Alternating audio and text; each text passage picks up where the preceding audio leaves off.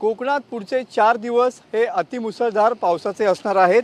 महाराष्ट्र ते केरळ असा अरबी समुद्रामध्ये कमी दाबाचा पट्टा निर्माण झालेला आहे आणि त्यामुळं रविवारपर्यंत कोकण किनारपट्टीवरती मुसळधार पाऊस पडेल असा इशारा हवामान खात्याने दिलेला पाहायला मिळतोय.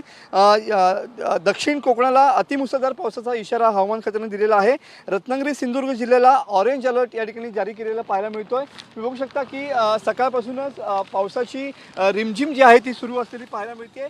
तर कालपासून या ठिकाणी मुसळधार पावसानं जो आहे तो पूर्ण जिल्ह्यामध्ये या ठिकाणी मुसळधार पाऊस पडताना पाहायला मिळतोय. आज सकाळपासूनच या ठिकाणी पावसाच्या दमदार सरी पूर्ण जिल्ह्यामध्ये या ठिकाणी पाहायला मिळत आहेत. आपण सध्या अरबी समुद्र किनारपट्टी भागामध्ये आहोत आणि या ठिकाणी तुम्ही बघू शकता की काळे ढग जे आहेत ते मोठ्या प्रमाणावरती या ठिकाणी आलेले आहेत आणि याच समुद्रामध्ये कमी दाबाचा पट्टा निर्माण झालेला आहे आणि त्यामुळे पुढचे 4 दिवस हे कोकण किनारपट्टीसाठी अति महत्त्वाचे असणार आहेत.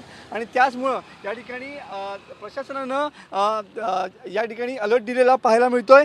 ज्या पद्धतीनं सध्या पाऊस कोसळतो आहे त्या अनुषंगानं सध्या किनारपट्टी भागातील लोकांना या ठिकाणी सतर्कतेच्या सूचना या ठिकाणी प्रशासनाच्या माध्यमातून दिलेल्या पाहायला मिळत आहेत.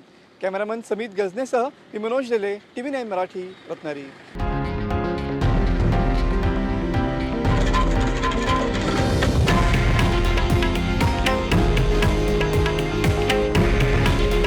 हे आहे देशातील नंबर 1 न्यूज नेटवर्क आणि आपण पाहत आहात TV9 मराठी. काळजी तुमची, हित महाराष्ट्राचं.